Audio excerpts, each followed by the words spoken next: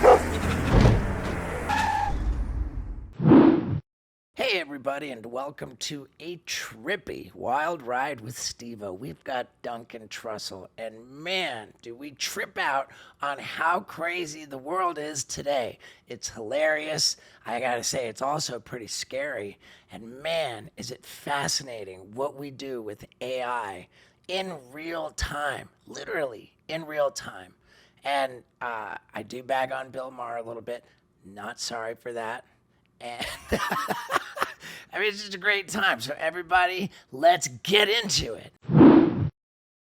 Ladies and gentlemen, people of the universe, I bring to you Duncan Trussell. Ah! Yeah. So you're in the van in the flesh for the first time. We had you on Zoom. In North Carolina. Yep. You were in North Carolina, and I have said, like, ad nauseum, that the Duncan Trussell episode of the Wild Ride podcast is my favorite one. I was about to say that meant, I don't know what it was, if it was like, you know, meeting you and then just realizing how cool you are, or if it was like the pandemic, but I remember that podcast. I think about it sometimes. Yeah. You know, I just recollect. That was a great episode, man. I mean, you're a good host. Am I sitting the wrong way? Do I need to you're turn? No, you're Is this however gonna you look want. weird? You're all good. Now, Okay, like, before we started recording, you asked me, is it okay if I have a glass of vodka in the van? Yeah. And my answer to that, absolutely yes, it's okay. And I will qualify that approval by pointing out that you drinking a cup of vodka, like, doesn't affect me. Like, as in, your vodka in your cup is not entering my bloodstream. Oh, right. However, if you were sitting there smoking a joint and breathing pot smoke into my face, like, that pot smoke would absolutely be entering my lungs, and as such, entering my bloodstream. Yeah. And as a sober guy, I don't want drugs in my body. Well, you know, it's a little... Unless it's TRT. What's TRT? Testosterone replacement. You mind if I smoke testosterone? That'd be good. Yeah. Oh my God, smokable testosterone. Yeah. Give me some. You know, it's a little bit like if you had a peanut allergy and I Right. had a bag of peanuts and I'm Right. like, you mind if I eat these peanuts? And Well, I think you have to actually eat the peanuts. No. You had to, like, if you have a peanut allergy and, like, they can drop it on your chest and you you'll can't get breathe. sick. They can't even serve peanuts on an airplane. Oh, the whole airplane can't have peanuts. if one person Right. has a peanut allergy on there. Yeah, no, I mean, it's what it seems to me that was some kind of like low level, embarrassing, like alpha male bullshit. Like, let me mark my territory with my weed, or weed is so much part of my identity that I'm okay with you, someone who's worked their ass off to be sober, potentially breathing enough of this shit that just maybe you're like, you know what? Yeah. This reminds me of the good old days. Then you're under a bridge, smoking meth. Contact high is a thing. It's a thing that I don't want to mess with. And you know what? If I'm honest, it's not just the contact high concern. It's the fact that I genuinely love the smell of marijuana. It upsets me I love it so much. Right. I don't want to smell it because I love it. That's weird. You know, I love marijuana, but I do not like the way it smells. Like, Wow. I've never really, like, I mean, it doesn't bother me, but it's kind of like, I don't know. Maybe I had a bad experience. It, like, makes me think of, like, thick patchouli BO or something. But what about like the taste of mushrooms, like psychedelic mushrooms? I love the taste of them. You are probably enlightened or something. Like, that's a Really? You don't like the taste of them? Who likes that? Who the hell likes that, dude? That's There's people that like. I always just I mean- enjoyed like just chewing on them. Hey man, I made us a snack. I flavored it. It tastes just like mushrooms. No one's like, oh great. I don't like the edible, like the non-psychedelic mushroom taste, but I Wow. like the psychedelic. No, mushroom. I think that's a good sign. I think that means you're doing something right. Yeah. That's a good sign. If I'm a you highly like- enlightened being. I would guess that. I would if we were in Vegas. That's what I bet, because you know Maria Sabina. You ever heard of her? Mm-mm. She was the one who supposedly gave mushrooms to Tim Leary. Oh. And then basically she like was Started the acid tests. Yes, it was because of her.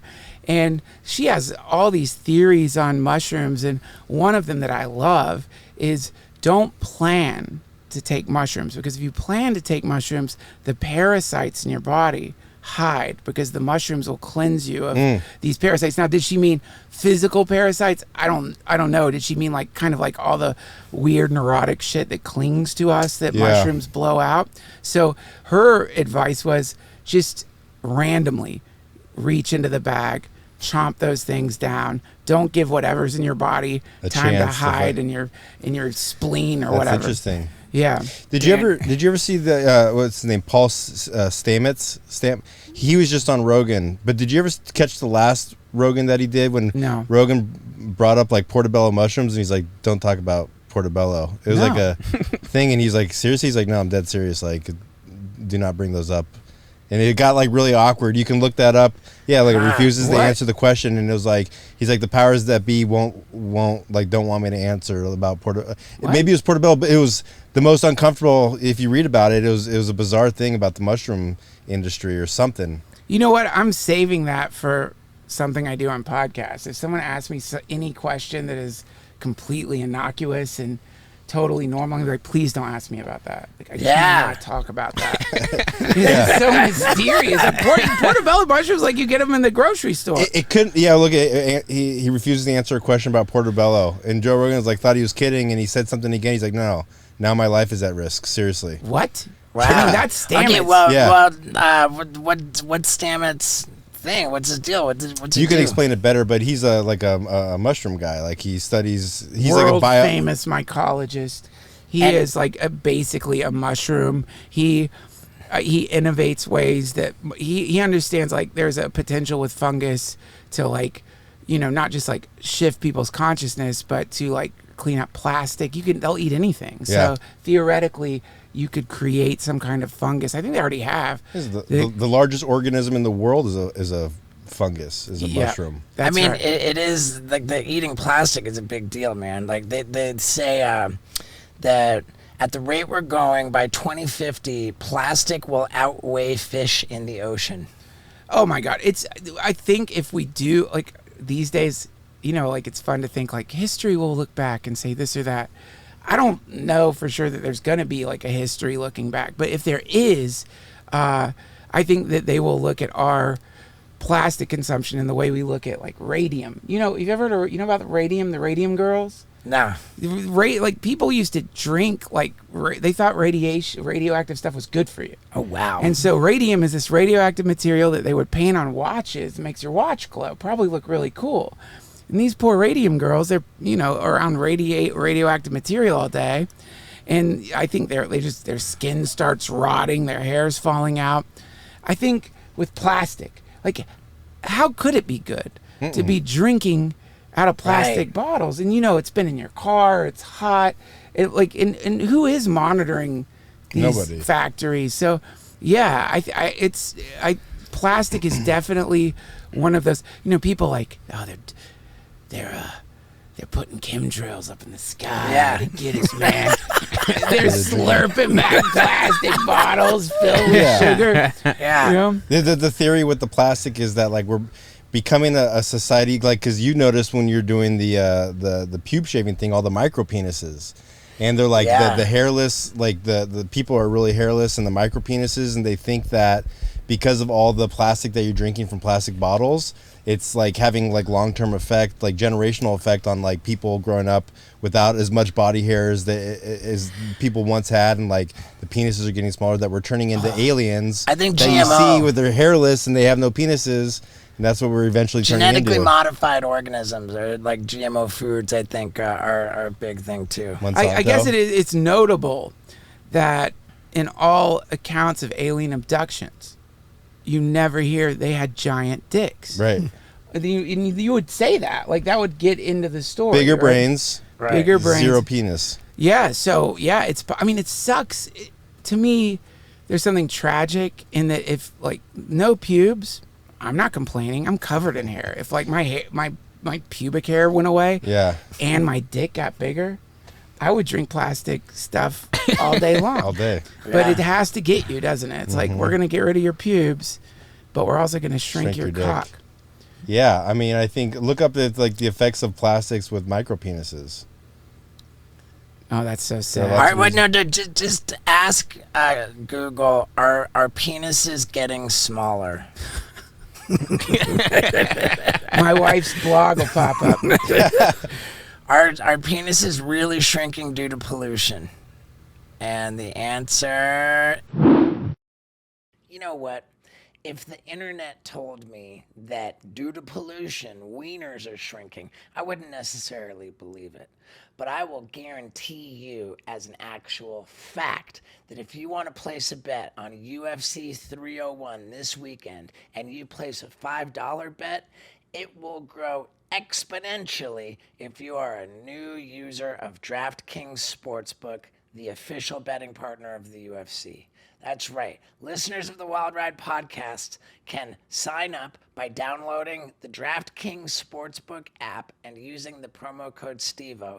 Then place a $5 bet and automatically get a whopping $200 in bonus bets. This is the craziest, most generous deal. And if you're going to gamble anyway, then this is the way to do it. So, new users of DraftKings Sportsbook, download the DraftKings Sportsbook app now. Place a $5 bet. After you use the promo code STEVO, you got $200 in bonus bets. So, let me tell you what my picks are for the main card of UFC 301 this weekend. It is going down in Rio de Janeiro, and the main card starts with Paul Craig.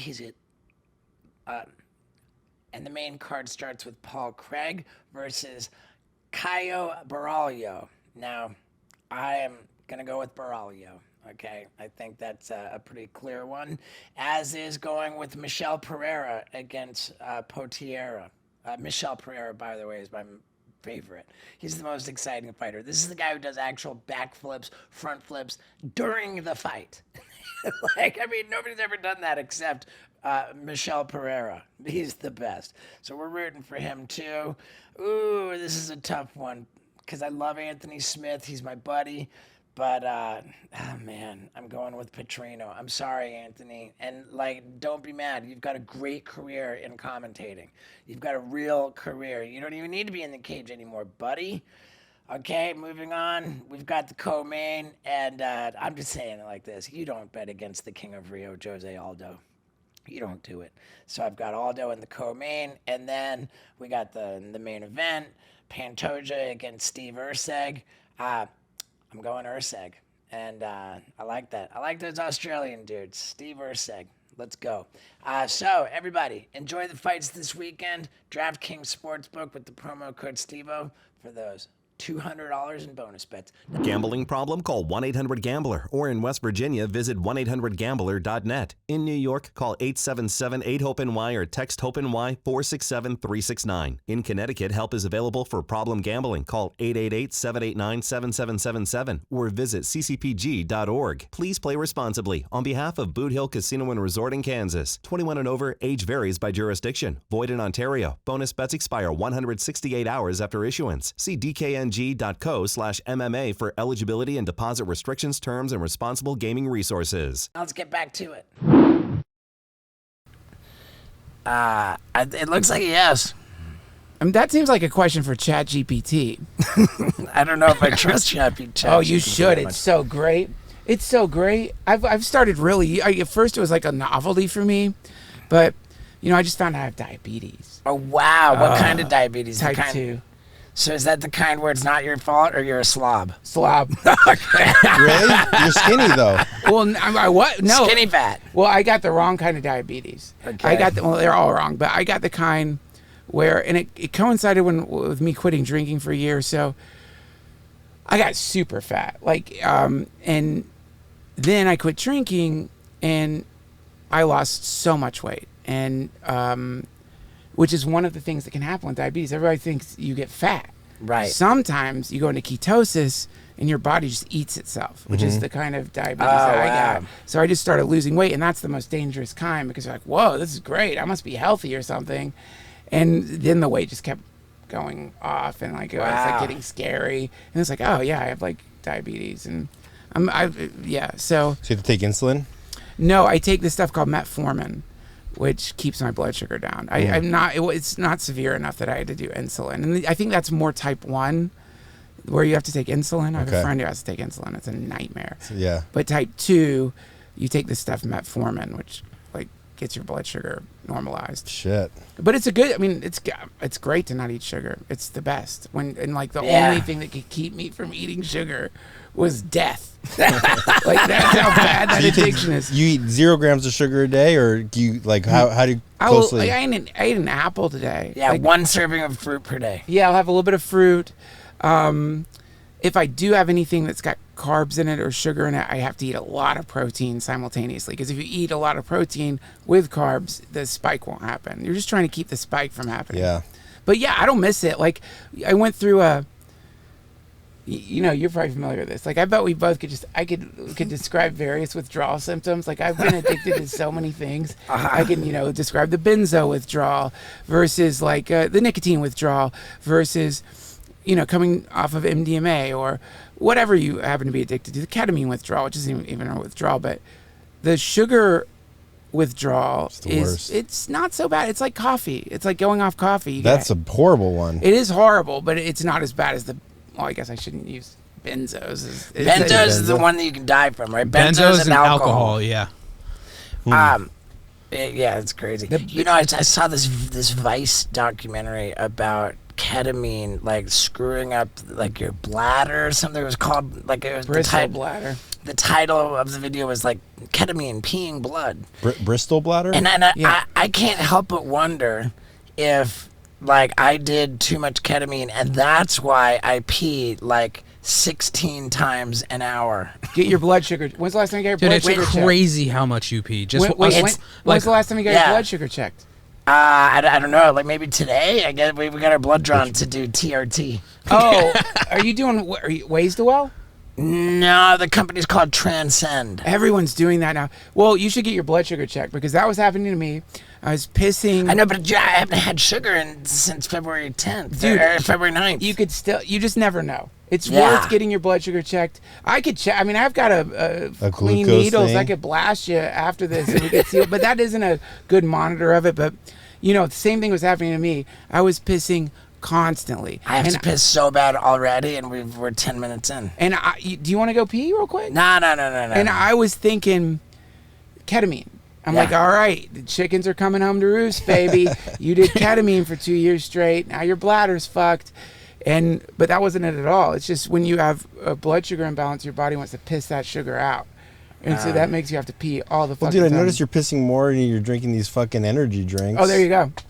Well, yeah, but I just started with these crappy energy drinks since I got off sugar because they're 0 sugar energy drinks. You know who got him hooked on energy drinks is Vanilla Ice. Yeah, we linked up with Vanilla Ice. And he's got like his own Vanilla Ice 0 sugar energy drink. I think in the grand scheme of things, Vanilla Ice's energy drink is more healthy than a lot of them. But the ones that are like... They have like the Snapchat ghost on it. Like Snapchat ghost, and it's literally like it's a collab with like Sour Patch Kids, Sour Warheads. Whoa. He's like, oh, it's no like sugar. That, yeah. You out of your fucking mind, there's no sugar in that. Yeah, dude, I took like 4 sips of it, and it felt like my heart was just going... What the fuck is that? What could possibly be in there? It's not what's on the label. He finished his coffee, then he pounded that. I washed my coffee down with Sour Patch Kids. Yeah, no wonder why. You're not going to be able to get TRT because your shit's off the charts with that. Yeah, dude. Oh, man. Well, they probably checked your sugar. It's good to check, man. I sound like the most boring person on earth. No, it's all good. Like, blood sugar check. It's alarming. And I've been to a urologist to ask, like, what's going on with why I'm peeing so much. And, like, all their, like, prostate check was fine. Like, like, they couldn't figure it out. It's the sugar. Getting old sucks. On the last podcast, I brought up K-holes, but we never got into like specific K-hole experiences, and I wanted to know like if you guys have a favorite. I mean, is K-hole just like a particularly fun moment on ketamine? Because I had like really cool ones. One time I was in a hotel room, and the whole hotel room just started free falling. And I looked up, and it was actually, I could actually see like an elevator shaft that I was falling through. Yeah, that's one of the qualities of ketamine is the visions you have on it. It either feels like you're zooming into something or drifting off of something. Yeah. It's so curious the way the experiences are similar, and totally different too. And totally different, like depth perception. I remember like that same weekend. That's the same bender. One night I was in the bathtub. I was in a bathtub, but my feet were like 30 feet away from my head. My feet were just so far away, and I remember just thinking like, whoa, like crazy. Oh my God! I mean, I loved it. This is the best. Fond it was memory. so great. Ketamine was a wonderful love affair. The problem is that it didn't bring out the best in me. Oh, it didn't. What do you mean? I can already be a challenging guy to be around, but like I was just pure hell. Have you had Hamilton Morris on your show yet? No. He's great. And we had a conversation about ketamine. Oh, is he Hamilton's yeah, on Vice? Pharmacal. Yeah, I was on his show talking about experiences. He had a whole episode dedicated to PCP. Oh my God! And PCP is like dirty, like street ketamine. Ketamine's like a pharmaceutical version of PCP, but they're both dissociative. Yeah, that's what I hear. That's the only thing I ever heard that made me want to try PCP, which I never did, just because I loved ketamine so much. But yeah, he was saying that this thing happens with ketamine that you wouldn't expect with a dissociative, which is a kind of narcissism can creep in, which is bizarre. Like you could become way too confident, which is why never tweet on ketamine. Never tweet on ketamine. Never post anything online on ketamine, because in the moment you're like, oh, this is art. This is brilliant. Yeah. And then you go back and it's just some chaotic, non-connected garbage. But the other thing about ketamine is it does have a visionary quality to it if you do enough. And you must have done enough that you went into the K-hole, though. Well, I mean, I'm sure. I'm absolutely sure. What is a K-hole? Is like when you're just kind of like, you're just stuck and you just kind of like in a little hole and you see everything going on outside of you. No, it's not literally it's like you singularize. It's like you suddenly stop being a you anymore. You become like carpet fiber in the universe. You become like an undulating like just something like a filament of consciousness that is being shot warp speed through a kind of living fractal that seems weirdly familiar, and somehow like you could navigate through it. And then within that you can have all kinds of incredible experiences that are mystical in nature. I've heard it described as occult cocaine, because you can kind of learn to navigate with it. And it's interesting, you hear a lot of hippies say DMT, that your brain releases DMT when you die. Now, I read this somewhat snarky research paper that someone did on that. And like scientists can be weirdly snarky with each other. Sure. So he was exploring that idea and just saying, no, your brain doesn't release enough DMT to have any kind of psychoactive effect when you're dying. Death is probably more like the K-hole. It's more like ketamine, which makes sense. It's a dissociative. Parts of your brain are beginning to, sign off temporarily. And so that produces the immobility. You can't move anymore. You're frozen. Huh. And the ketamine walk, like you can always, if you've done ketamine long enough, you always can tell who's on ketamine. However, I do want to push back a little bit, because we were speaking with the UFC legend, Donald Cowboy Cerrone, and he was describing in a fair amount of detail his experience with DMT tripping, and it felt to us very similar to the accounts of people describing having near-death experiences. Yeah. NDE. So I can totally get what he described DMT and dying, the similarity. Look, I'm not sure which I would pick. If I had to choose what I want death to feel like, I guess I'm going to go ketamine just because, like, I preferred ketamine to DMT in the old days. But, yeah, I don't know. I mean, the problem with, like, that level of materialism is it's saying, you know, what you're experiencing when you die is somehow related to some biochemical situation happening in your brain. But maybe not. Like, maybe it has nothing to do with that at all. Which brings us back to what made me love our first episode with you so much, that we discussed the concept of the brain not being a generator of consciousness, but rather a receiver of consciousness. Yeah. And I've seen that more and more a lot. And like, I'm kind of dying to ask a scientist or Dr. Drew, like, does the scientific community still clutch on to the idea that consciousness is generated by the brain? You know what? I'm not even going to wait for the scientific community to weigh in. I'm going to state it as a fact. The brain does not generate consciousness, but bluechew tablets generate raging boners. That is also a fact. And why is it? Because bluechew tablets have the same active ingredient as both Viagra and Cialis, except they only cost a fraction of the price, and they're delicious, they're chewable. I mean, come on. Plus, they're fun. I'm telling you they're fun because I've only had a wonderful time about a half an hour after I take a bluechew tablet, leading my lady into the bedroom for some intimate time.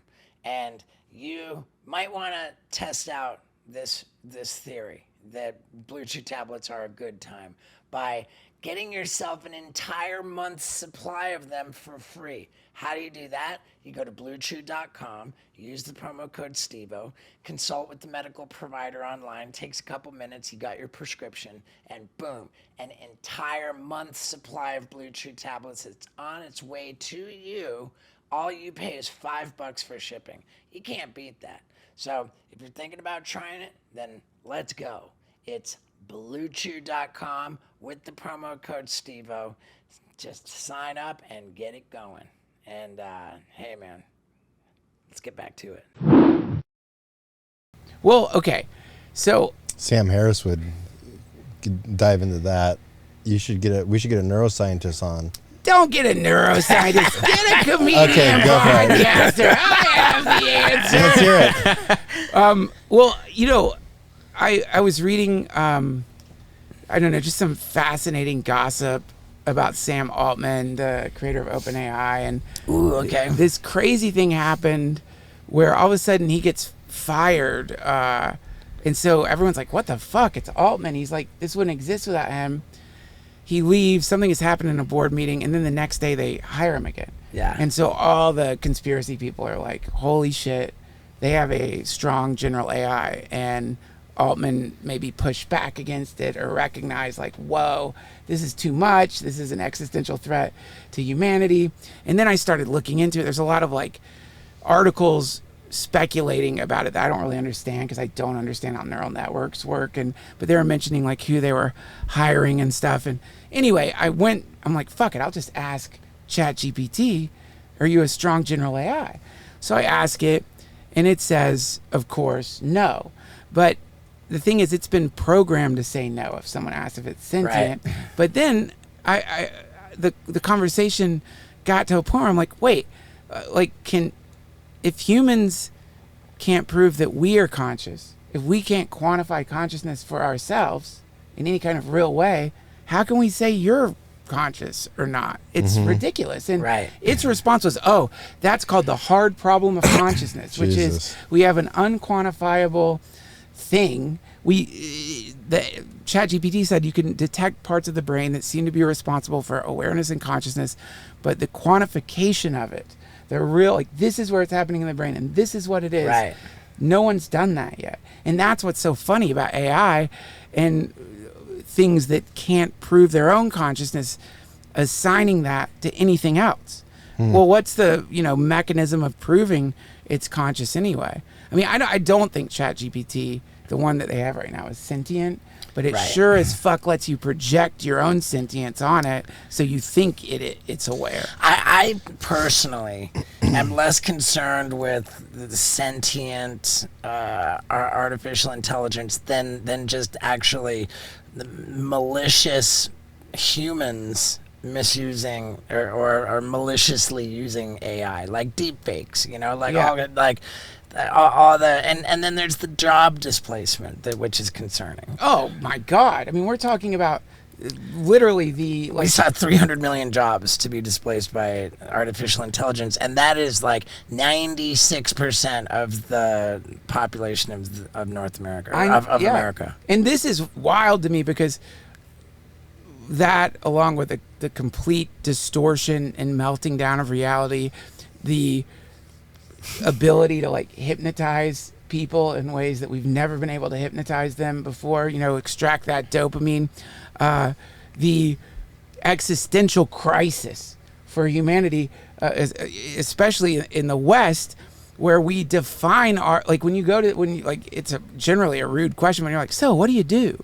And they mean, what's your job? Right. It's a dumb question. Otherwise, you have to say, oh, okay, here's the transaction I do to like get paper to buy food. Right. So we define ourselves by our jobs, and also we as humans consider ourselves to be somehow incredibly more advanced than most things on the planet, to the point where we identify artificial intelligence as artificial as opposed to our intelligence. It's the real thing. But it's like, where's my wallet?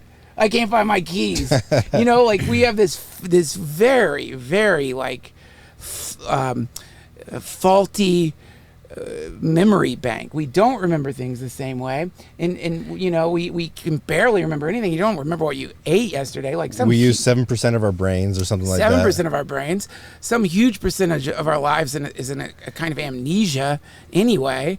And so we are calling this thing, which knows everything, can instantaneously answer any question. Oh, that's an artificial intelligence. So to me, it's insane that here we have summoned this thing into our dimension that is already more advanced than us. Isaac just brought up the idea that we only use 10% of our brain is a myth, but can you look up the definition of the term junk DNA? Because what I do believe is not a myth is that scientists cannot understand what 90% of our DNA is for. Isn't that cool? It's really cool. Tim Leary was into this shit, man. Right, and I think that the answer is that we're intended to be multi-dimensional creatures, and that we got unplugged. Dude, and this is again another very human scientific thing that they look at this something that is one of the most inexplicable fucking things in biology. Like I read this book saying that the age of the Earth, based on how we understand evolution, we shouldn't have DNA.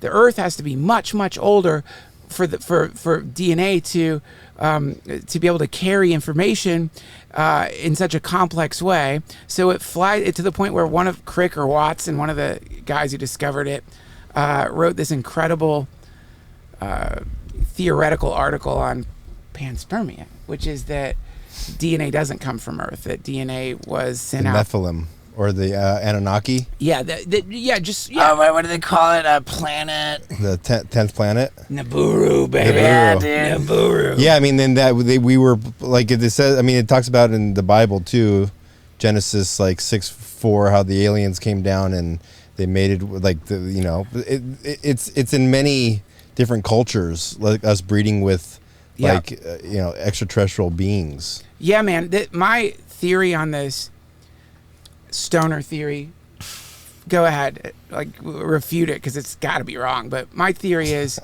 like that junk DNA, that extra stuff. Like, okay, I'm some super advanced alien, and I require a certain. I guess I'm not advanced enough to like live anywhere, so I need a certain kind of planet to live on.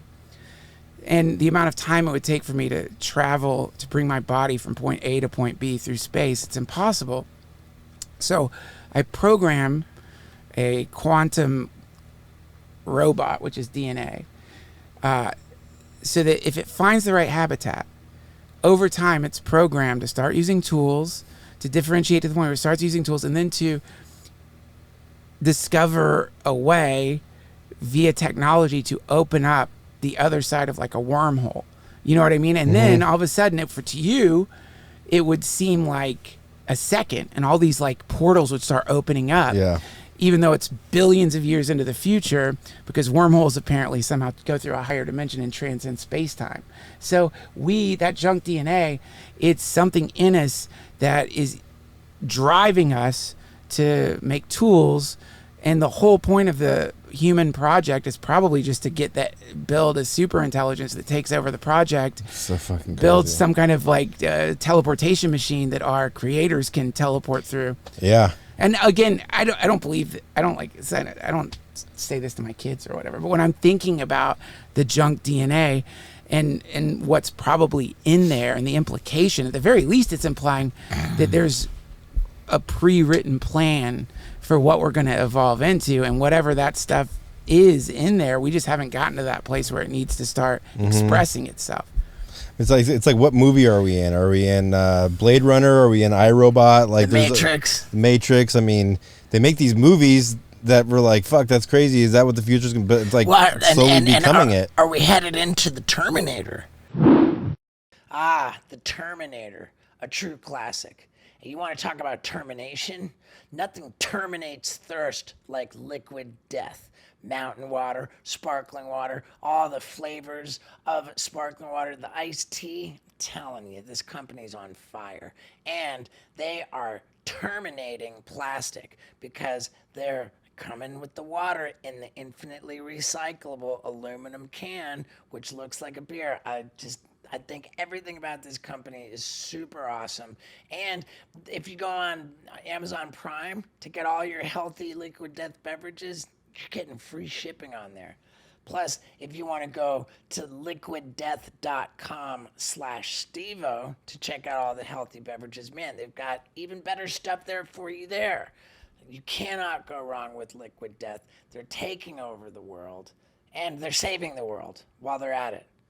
Man, liquiddeath.com/Stevo to check out all the good stuff, and just get it on Amazon Prime. Go to your local 7-Eleven. Where aren't they? Man, Liquid Death, baby. Get on board, and let's get back to it. Yeah. Because that's what the first Terminator was the AI. The machines became intelligent, and I mean, look at the pull up the clip of the AI robot seeing itself in the mirror for the first time. Oh shit! I mean, what the fuck is that? Like, it's like, talk about consciousness and like a robot looking at itself in the mirror. Oh my god, I haven't seen this. I don't know if that does that much for me. What do you mean? It's like recognizing, like, what is it? I know, but the AI robot identifying with the body is what I have a problem with. But maybe they think they are a body. I guess, like, but that's like a little bit of a. What does it do? It's just kind of like looks. I'm fat. No, it's just I need to lose weight. You need a filter. I have to start exercising. I am going to go throw up in the bathroom. And this looks like if you asked AI to generate a video of an AI robot looking in the mirror, it doesn't look like a robot looking in the mirror. It looks, But I think and it looks completely disinterested in itself. No, there's another video Like, that I saw. But if you guys can pull it up, I mean, it's crazy. Like, that, it looks at itself, and it's kind of like the movie Ex Machina. You know, it's like we're not going to be able to tell the difference between humans and robots in the next 50 years. Right. And you know, this is I think it's such an insane thing that's happening that it is weirdly easy to turn away from, because it's too much. It's like this is one of the many things we're about to see. Like, if you look at the time between, I don't know, the agrarian revolution and the industrial revolution, that's a lot of time to get used to growing your own food. Yeah. And society starts like expecting the ability to go to the grocery store and get food. And then the industrial revolution happens and the technological revolution happens. You have all this time to get used to cars, airplanes, and stuff like that. The problem is we're not going to get that level of time to get used to it. Like, I was driving home from the mothership and driverless car. Weird satellites, dishes on the top. No person inside. It's like, for me, that's fucking crazy. Is it here? Yeah, it's here. Robotaxi's coming out at the end of the year. In Austin, it's already happening? Yeah. San Francisco, it's happening. Yeah. Ubers, driverless, drones delivering groceries. I see those like little, it looks like igloo coolers on wheels, like delivering so weird. Postmates. Postmates. Yeah. And so, the default reality generally is like, if it changes, it either changes quickly because of catastrophe, or innovations happen, but there's a almost predictable period of time between each innovation to get used to it. But all of a sudden, default reality is going to start seeming like a dream, because you're not going to have time to get used to androids that seem human. Well, it's like the gumball theory. How you have the gumball starts at the top and it goes really slow, and that's the Stone Ages, and then the Industrial Revolution starts going a little quicker. Then you have the Tech Ages, and then now we're at the part where the ball's spinning around about to come out, and everything's just happening so quickly. It's exponential growth. When algae, if like someone's telling me I'm so dumb, and I have smart people on my podcast, and I repeat what they say, and it's always wrong, but exponential growth, as I recall, if you have algae and it's growing in your pond, so you could see a little algae in your pond, and you leave and you come back in a few hours, and you're going to see a little bit more algae in your pond. But between like 11:05 and 11:06, your pond is going to go and be covered with algae. And so that's what this is. It's the hockey stick. So we're going to start seeing, like, and it'll be cool at first, and maybe all the way through, we're going to see cures for diseases that we thought were incurable. We're gonna grow our hair back. Well, like Microsoft is like pretty much not fucking around with computers anymore. I mean, they're in the medical field. So like you swallow a pill that has a little computer in it that like can just go through your body and find out where the clogs are and just evaporate it. I know that Elon Musk was talking about like what Neuralink.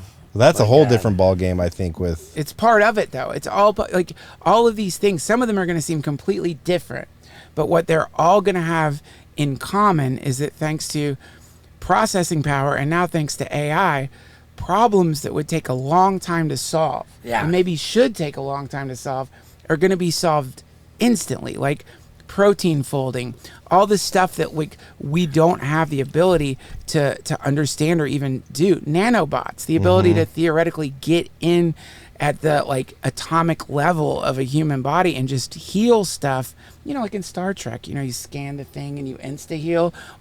And then probably, I mean, if I had to bet, this one's speculative, what all these things have in common is that they remove time. They're having an effect on time. Like, if I want to make a song for my podcast, I sit down, I'm like, I'm going to make a song for my podcast. It's going to take 6 hours because I'm a shitty musician, a bad voice. I'm going to have to use like 50 different auto-tune filters. But now you go to Suno.ai, you get a fully produced song in less than 3 minutes. And so that's what we're going to start seeing, is just a compression of time. What's the contribution that you make to the song that gets made in 3 minutes? Write the lyrics. Oh, okay. Write the lyrics, and then. But you could even have them write the that software write the lyrics. It's lyrics too. like aren't. I'm not saying my lyrics are that great, honestly, but its lyrics are pretty cheesy. Yeah. And so write the lyrics, and then you can. Sometimes I'll take the song and I'll extract the vocals from it, so I can, and then turn the Suno SUNO.ai, and then I'll turn the tracks into MIDI so I can run it through my synths or stuff. But just the ability to spit out a song in minutes that sounds good. And this is the Atari 2600 of this stuff. So, the future computer isn't going to look like the way the computer looks. It's just going to be a cursor or something where you're like, make me this. Make me a #1 hit song that can play on the radio, and it's just the sickest song of all time. Yeah. Make me a video game combining Mortal Kombat with King Kong. Boom, there it is. Hey, can you type in, make me a punk rock song about having to pee too frequently. Oh, this will be And good. like, just hit create. I'll create your account. I can do it on my phone, probably. Oh, all right. Wow. Okay. Let's go get in there. Okay. So Isaac has now just linked his Google to. I mean, can you imagine you call So like you've Mike already created an Calta account. and it goes on the radio in Tampa? You just made a song in 5 seconds to go on the radio I in mean, Tampa. it's gonna take 3. Oh no way. Empty Tank. What is that? The name of our song? That's the name of the song. It names it for you. Wow. So it's called Empty Tank. There you Punk go. rock, high energy. Get the fuck out of here. All right, do we already? Can't hold it back, running on empty. Gotta hit the sack every hour, every minute, every damn day. I gotta pee, I can't delay. Play the top one. That sometimes it makes it a little blurry. Play the. You kind of have to mess So around. we literally already have a song, Yeah. Yeah. And this is the beta. and it's kind of awesome too. Well, play the I mean, top it one. was That- catchy. Sometimes it makes. You know, how about you change it to make me a country gospel song about having to pee too frequently? Okay. I mean, dude, that was not 3 minutes. It was less than 3 minutes. Sometimes I think it depends on the traffic on the website, and and this is Okay, so now a country gospel song about having to pee too frequently. Do you Yeah. think that means now it's gonna give us a whole new set of lyrics? For sure. I don't know. I bet it does. Okay, the long road home. I mean, dude. Okay. What, There you there go. you go. All right, let's hear that one. Out on the open road, beneath the big blue sky, I'm a wandering soul, feel spirits fly. Lord, I gotta pray for relief. My mind weighing me down, oh, I gotta pray for relief, 'cause I really gotta go. Can you imagine if like Kid Rock sang this and people would be fucking like buying the merch? Travel far and wide, seeking Wow. It's insane. Can you type in like in a Johnny Cash Okay, voice? Lord, I can't- need your help because peeing often. It won't let you say singers. You have to sort of. The trick would be to like Google what kind of music is Johnny Cash, and then you say Yeah. like that, and sometimes it'll sound like Johnny. Well, that's Cash. probably what like they're fighting for, like with the SAG shit, licensing the like the AI. Okay, dude. Yeah. Now, can you make a death metal song about having to pee too frequently? Oh, it makes great death metal songs. it kills with death metal. I mean, dude. I mean, this is the most impressive experience that I've personally had with AI. Yeah, it's nuts. And that's the thing with it. You know, I'm obsessed with it. Stuff like this just pops out of the woodwork and it's just there. And it's great. Like, this is better. Pissed beyond death. Pissed beyond. I love it already. Oh my god, okay. Urinary urgency is consuming my mind. Unbelievable. Yeah.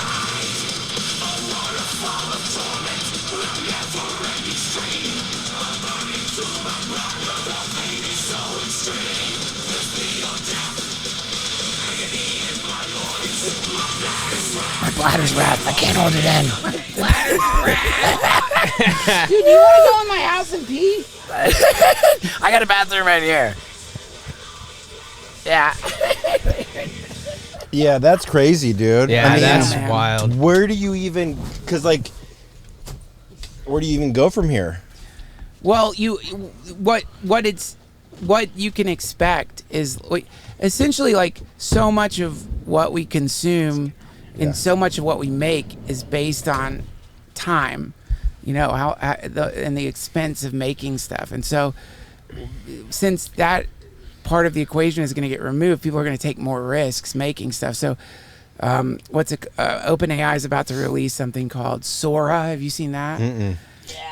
So, you know, the combination of this kind of technology and video creation technology mixed in with knowing how to tell stories. I mean, that the sort of nihilist view of this stuff is like, no one's going to make anything anymore. It's all going to be AI, but it's going to be collaborative. Like, you know, my friends who are writers, you don't, like, it's such a technical job Yeah. to like tell a story. So if you know that part of it, and then you can remove months and months and months of development. There's less risk, less cost, and that means that we're gonna see really cool movies. Now, could you but our like? I mean, I guess that is really good because like the movie studio, you know. Yeah. That whole paradigm has just been so scared of taking any risks. Who can blame them? It's millions and millions of Right, dollars. hundreds of millions. Dude, we'll do another Little Mermaid. Like, I love your idea, Stanley Kubrick, but have you seen The Little Mermaid? People love The Little Mermaid. I don't blame them. And so, yeah, like, you know, think of when suddenly you could have digital camcorders. Like, you didn't have to have the expensive cameras. Then all of a sudden you've got like Linklater releasing Slacker, and you have all these weird movies that were still expensive to produce, but less expensive than having to go through the studio system. With this, we're going to get a tsunami of hot garbage, of course. Just people are making like shitty songs and like meaningless stuff. But you're going to get like people using this tech to make stuff that would normally cost millions of dollars for almost nothing. And I mean, you're gonna get bona fide gems like Pissed Beyond Death. Pissed Beyond Death will get a Grammy this year. For sure. Yeah, I mean, even with AI, I was listening to some guy talk about like all the coding. People go to college and they learn how to code and they do, but they're like, he's like, the coding language is going to be English. That's right. Because you can just type it into an AI thing and it'll make a website for you. That's right. Well, it already does that. Manifestation machine is what it's going to be. It's just, Terrence McKenna talked about this. The amount of time between having something appear in your imagination and actualizing that thing in time space is going to get less and less and less and less. So that now, you know, you think, oh, I want this kind of shoe. You tell that, you describe it to the AI, it creates some image of it. Then you're like, okay, not quite that. Change the laces, make it a little bigger, bright red. Okay, that's perfect. And then that's going to like connect to your 3D printer that's going to print a pair of shoes for you. And it's going to happen in instantly.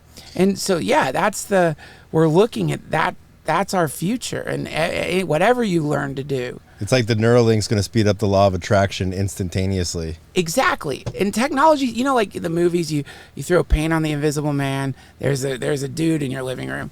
Technology seems to be like that, but with like metaphysical principles. Mm-hmm. It's like showing us these things that everyone has said is you know, what you say appears in the world. And suddenly it's like, no, literally, what you say is going to appear in the world. And that's going to, you know, it's just going to create a lot of confusion for people if you define who you are by what you produce, which is, I think, a sad way to define oneself. Who owns the rights to Pissed Beyond Death? You now. Yeah. Suno gives you the rights. No kidding. Yeah. I mean, so we can include it in. Yes. So we're not going to get like copyrighted. No. And it comes with it comes with album cover art. Yes. And that's kind of like unbelievable that I don't artwork. get. Yeah, I mean it's good artwork. Yeah. Yeah. You can use all of this stuff, which is why I love it for my podcast. You could just use all of it. They just let you use it, and also it's like not only is it not copyrighted, it's never been heard before. And it'll never run out of things to show you. Right. Exactly. It'll always be able to spit stuff out. Can I hear a rap song about having to be too? No. What about a rap song about a taking TRT? Rap. It's got to be gangster rap. A gangster rap song about taking TRT. Yeah, that. I do want that, Vinny. I definitely do. I just love that, like how fast it's happening. I know. Okay, Bladder Struggles is the name of. Very gangster. Yeah, we already have it. It's so crazy how fast it is. Yeah, gangster rap, heavy beats, aggressive. Oh my god. I wonder how strong our Wi-Fi signal is too. Yo, I step up in the place, feeling real fly. But there's one thing that constantly makes me sigh. I gotta hit the bathroom, empty out my bladder, but it's like a ticking time bomb causing all this chatter. My bladder's on Whose fire. voice is that? Well, that's the problem. See, that's the problem. Is I don't know, but there's no way that's like synthesized. So they scrape the internet, right? They train the AI. They must. Again, this is purely speculative. Yeah. They train the AI on who knows who, and then using like I don't know how this is like the top song generation thing, but they're getting the same criticism that Midjourney and all generative. I've been sued by the New York Times. Yes, yeah. OpenAI is sued by the New York Times because they scraped from the New York Times, and so this is one of the weird things that we're going to see is bizarre lawsuits where people are going to claim that their voice was stolen. You know what really blows my mind about this shit, man? Remember, like, you'd hear about how certain indigenous people wouldn't let you take their picture because it steals your soul. Yeah. And now it's like, holy fuck, they were right.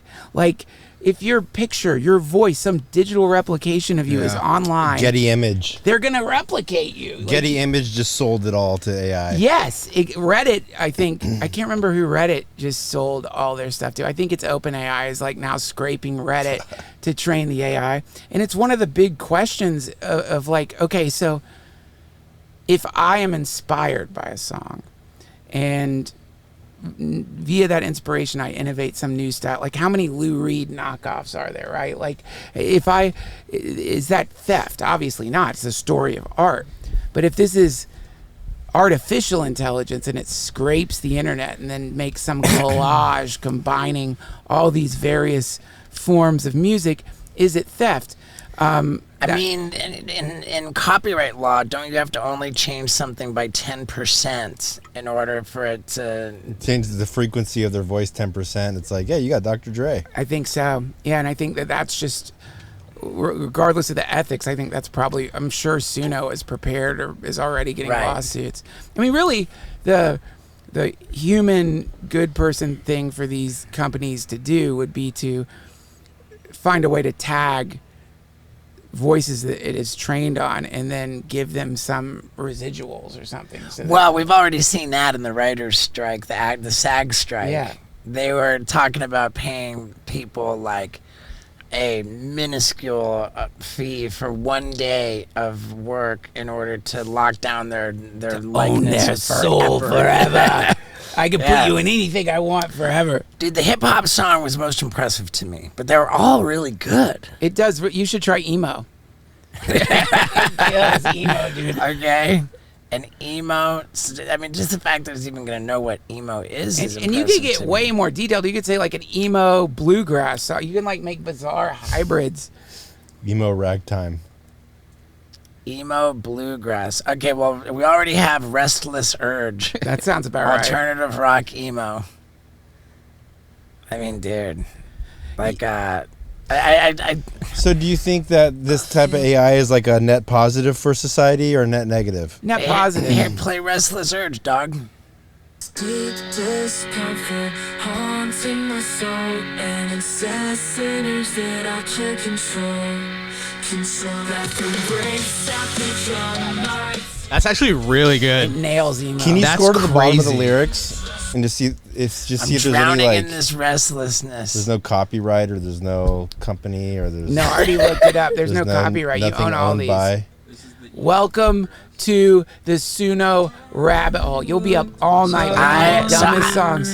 So Suno doesn't want to own these hits? Well, Suno knows that if it's going to have a successful subscription service, it can't claim IP over what the AI generates because no one's going to want to go through that. Everyone wants to put stuff on their streams or Instagram. Right. But Isaac just connected his Google account to this. He didn't pay to sign up for a subscription. I think you get a certain number of credits and then you got to subscribe, but it's not that expensive. Yeah, he was at 20 credits, now he's at 5. It's like $8, Okay. $8 a month or something. Now, are there certain things that you're not going to be allowed to? Like, they're like, no, because we were asking AI like for stunt ideas, and they were like, oh, you can't, like we can't suggest anything that's going to hurt you. I can help you with that. So, there's a website called olama.com, and you can download unaligned AIs. Like ChatGPT is an aligned AI. It's got ethics. It's been nerfed. You can get an uncensored, unaligned AI, and it will tell you whatever the fuck you want to know.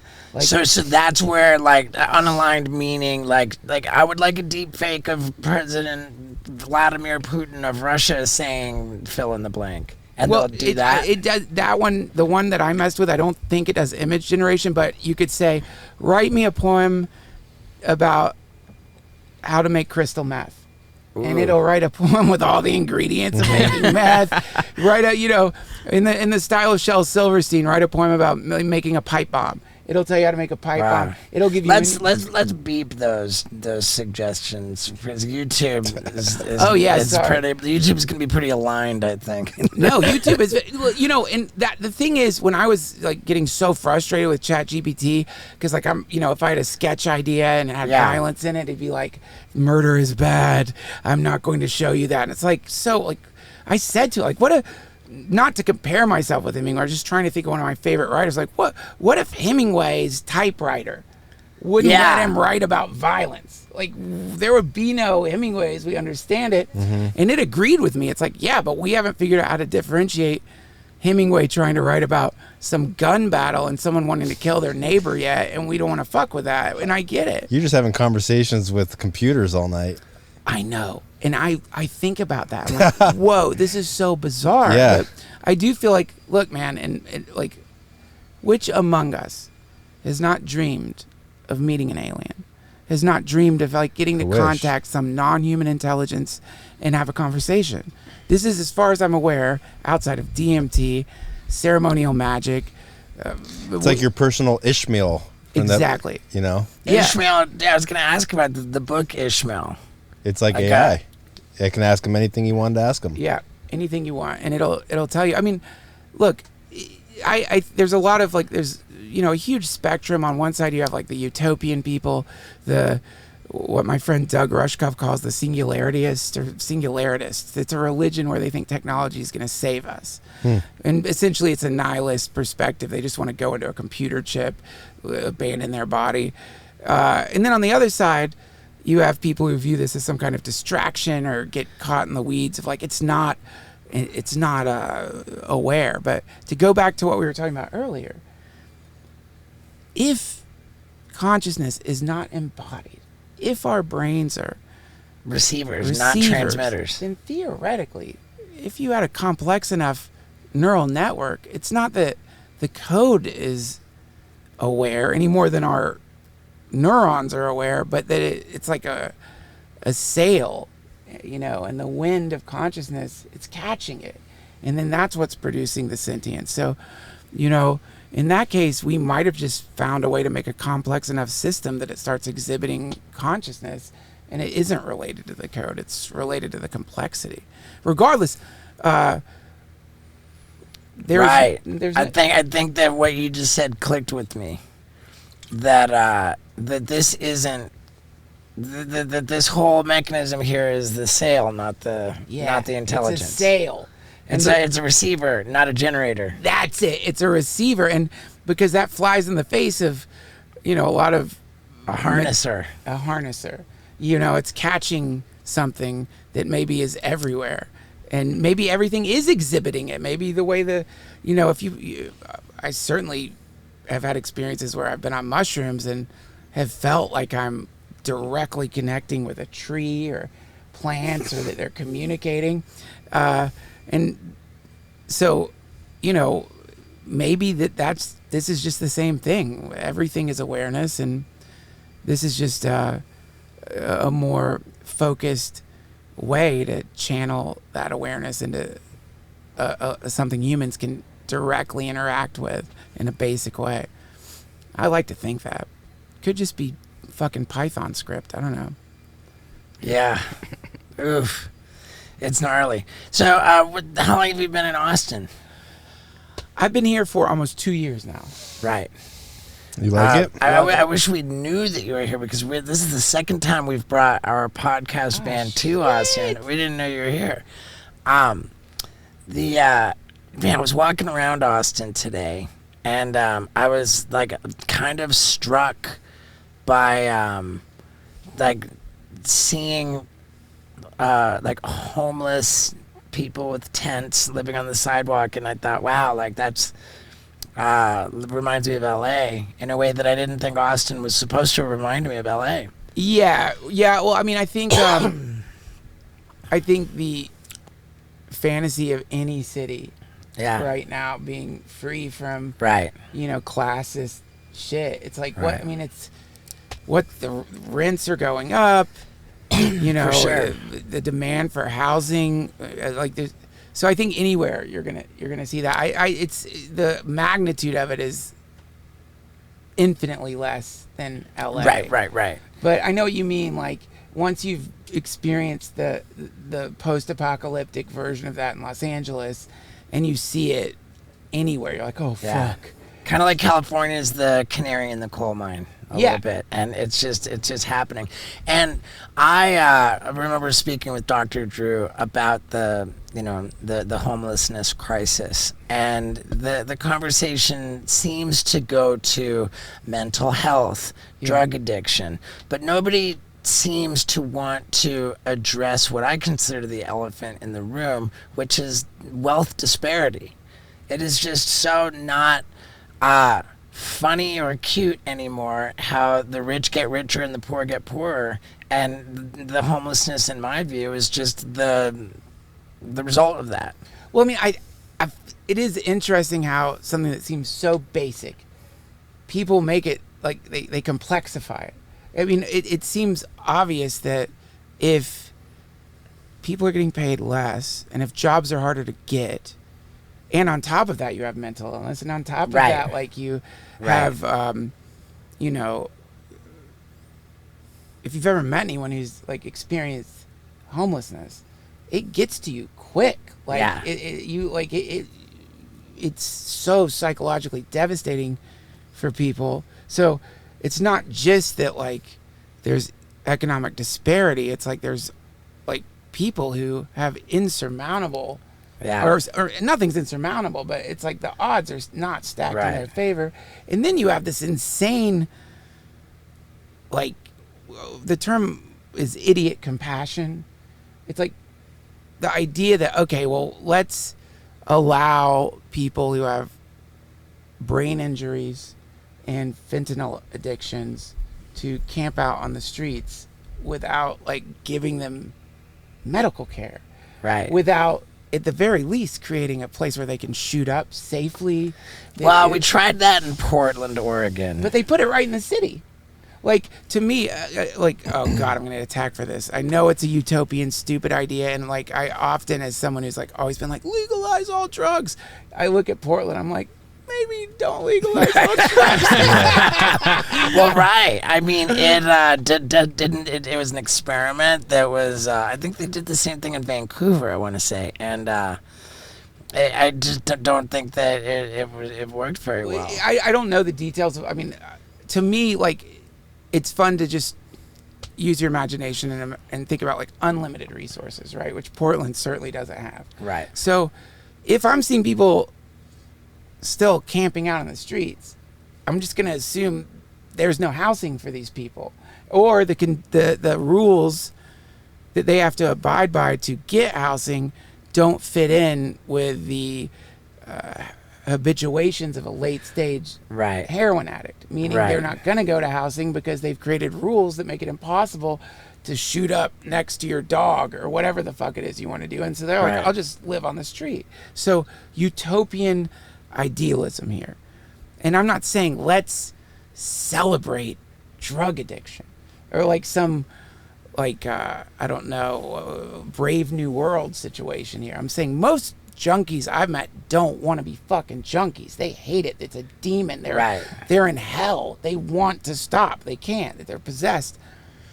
Certainly their families want them to stop it. So theoretically, if you created some, I don't know, area, a giant place where there was housing that was made for drug addicts. Well, It's like, didn't they try that in other countries? I want to say it was Copenhagen. like Copenhagen, Switzerland, a few other countries where Amsterdam. Amsterdam, where they have like dedicated parks where you can go. there's to. a- The thing in Switzerland was they would give you heroin, but you have to go see a therapist. that's what I'm talking about. Yeah. And like people did get better, and the crime rate And went the way crime, down. yeah, the homelessness. But in I Portland, they're believe- like putting it in vending machines, so it's Yeah, like that's right. not. I mean, that's not Putting what it they're in- doing.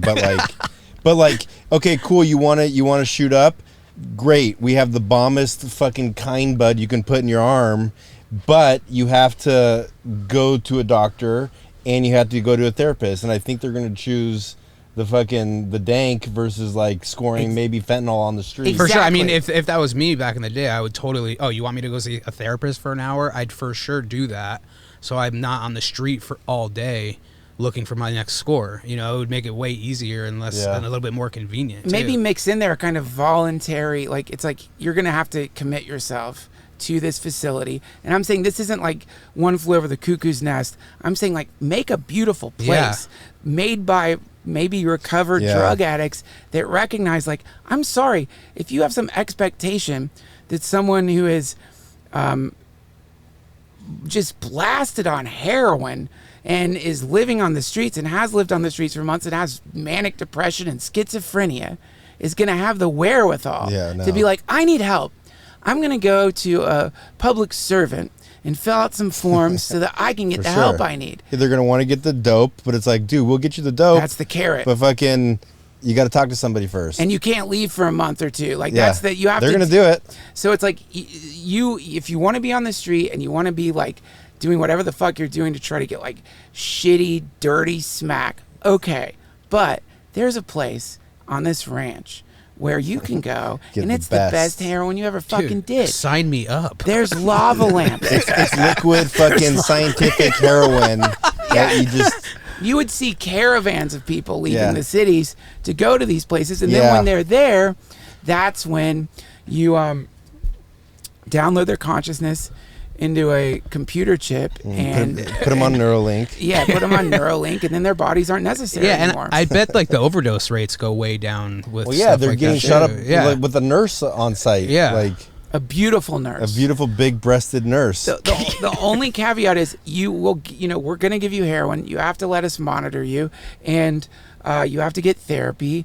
And we are going to the goal here is for you to not be addicted to heroin anymore. But we understand if you get off it right now, you could fucking die. You're going Yeah. to get sick. You have some weird calcification at the base of your spinal cord.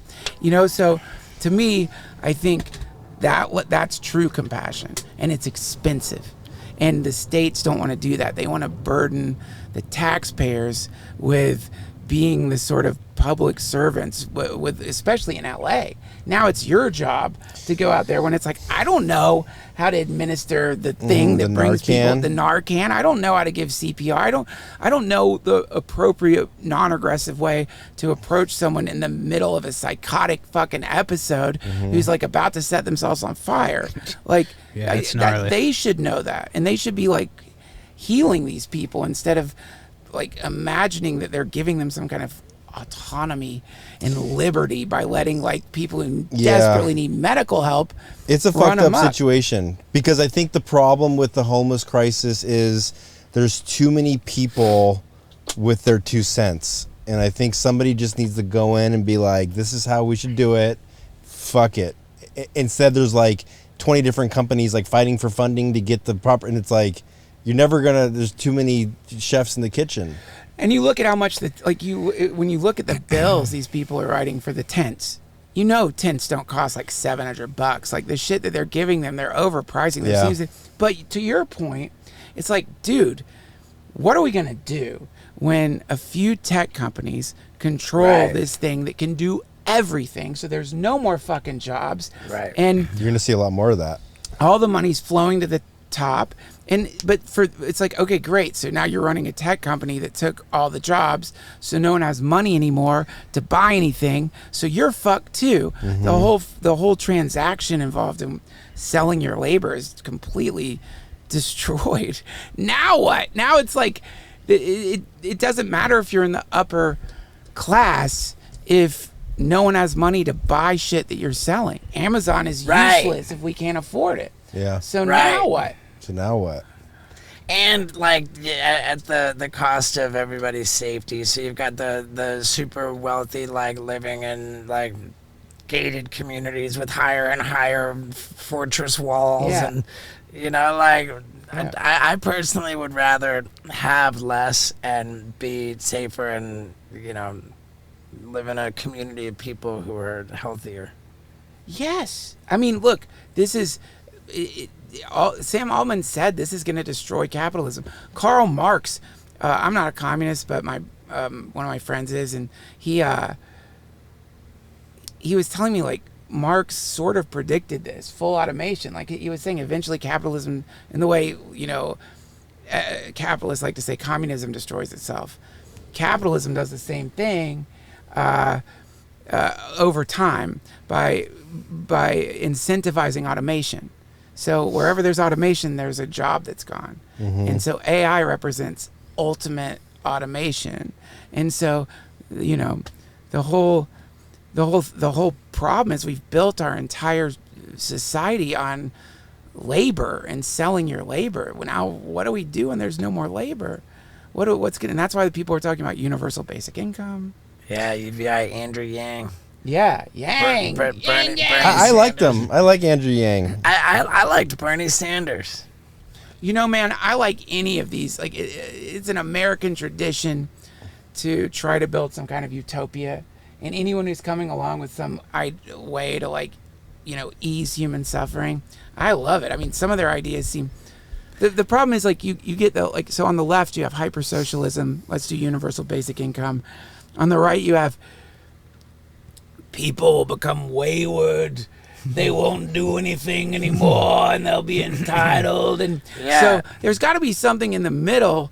But both sides. One side is like, I don't want like a nanny state. I don't want to feel like I'm being completely diapered by the state. Right, but you want to have like basic dignity should be a birthright. Absolutely. Yeah, and I think it's sad that's even a controversial thing to say. I know. You're woke, Steve. Right. You want people to have dignity? Yeah.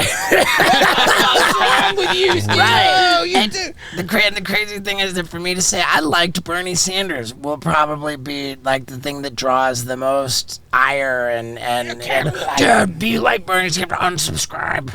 I mean, the reason I like Bernie Sanders is because he wanted to reduce the wealth inequality. He wanted to have dignity be afforded to everybody. he was a monster. What kind of fucking monster was that bullshit? Basically the devil. Yeah, socialist scum. I mean, look, the reality of the situation is pretty soon it doesn't matter if you're the most hardcore right-wing libertarian capitalist or the most hardcore left-wing Marxist, socialist, communist, whatever. The jobs are going bye-bye. It doesn't matter. They're going to go. It's the whole foundation of everything is melting down in front of us. And it's it doesn't matter if you don't want to do universal basic income. If you're running any kind of business that requires people to buy your shit, they got to buy it with something. And so either we come up with a new currency or some new way to quantify labor that doesn't involve work, or we just start giving people money. Do you think Bitcoin's the answer to the new currency, or not at all? I mean, because we're going digital, right? Yeah. We're not going digital. I am already embarrassed at whatever I've said because I'm just not an economist. I wish my brother-in-law was here. He's so brilliant. He understands this stuff. But But for what we're talking about, everything's gonna go. Everything is.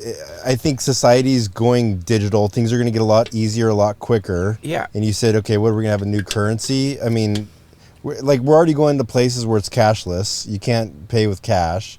Or is it going to be credit card? Is it going to be the dollar? Is it going to be what is all isn't AI going to be built on the blockchain? Aren't we going towards this kind of player one ready society?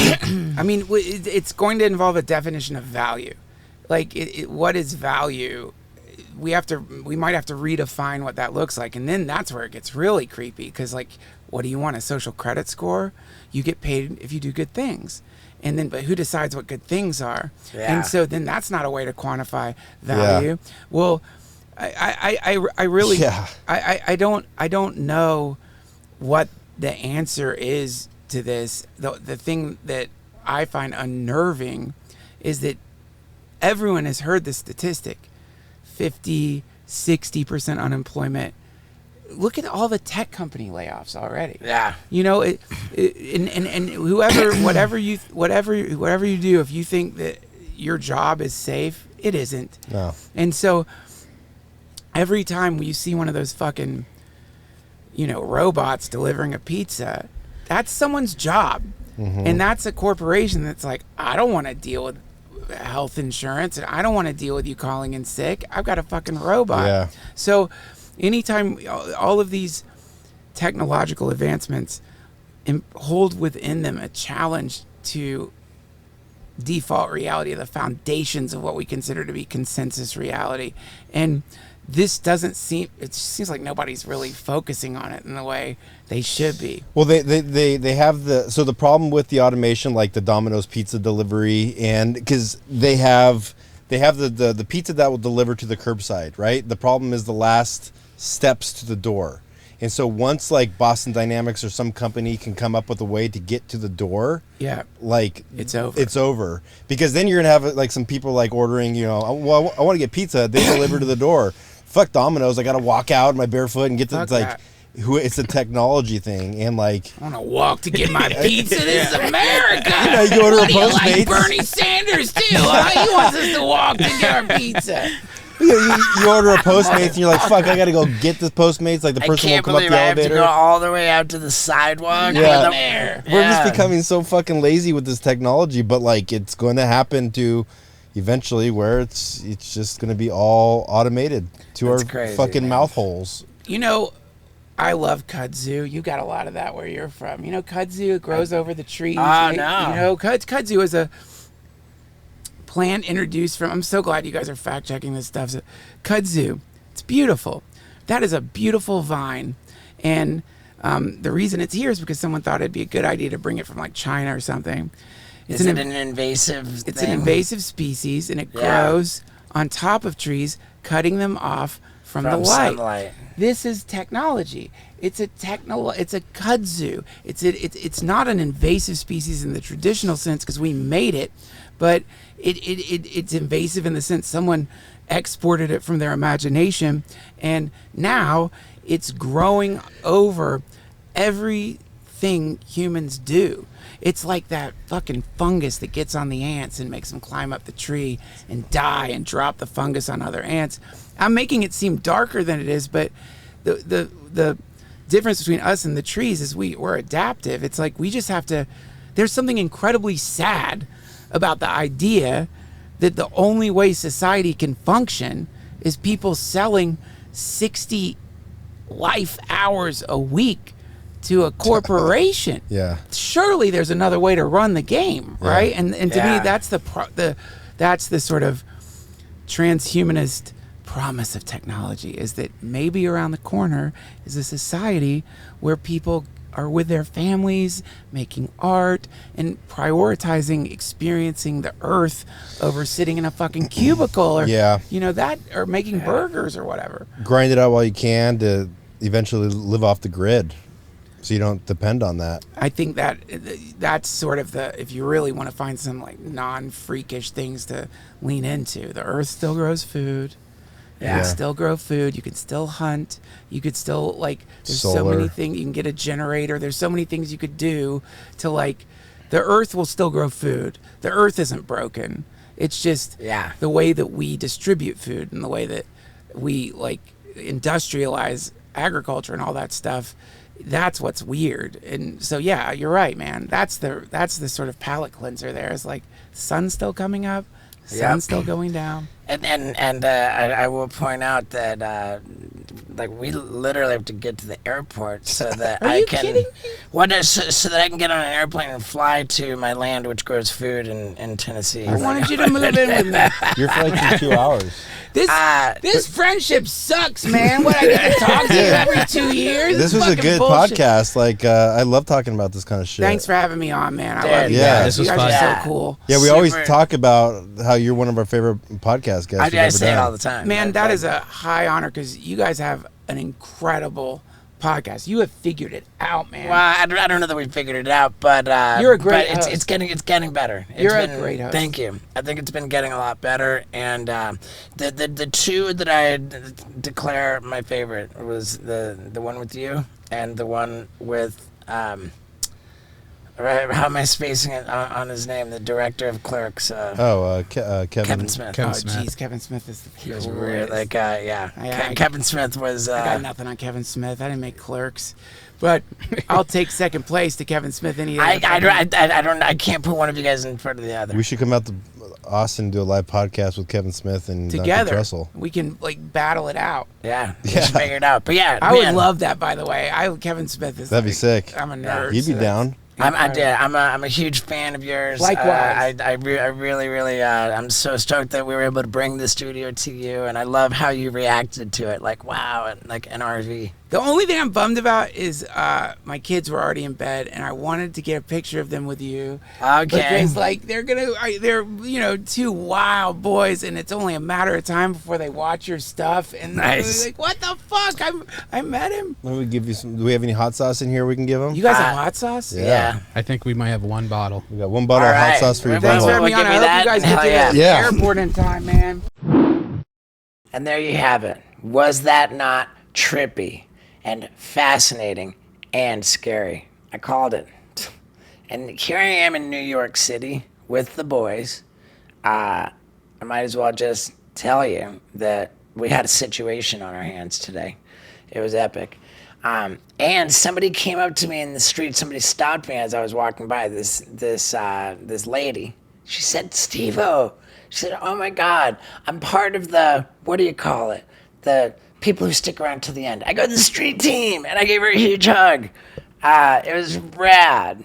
I love it. And I don't know, it's pretty weird. Like here in New York City, we've been here for like a little over 24 hours, and like people have been like genuinely excited to see me, like on a level that I don't, I'm not even really used to. So like, I don't know, whatever's going on, I feel like we're putting good energy out into the universe. Good energy's coming back. And so I send that good energy to you, my wonderful, beautiful people who stick around to the end of the podcast.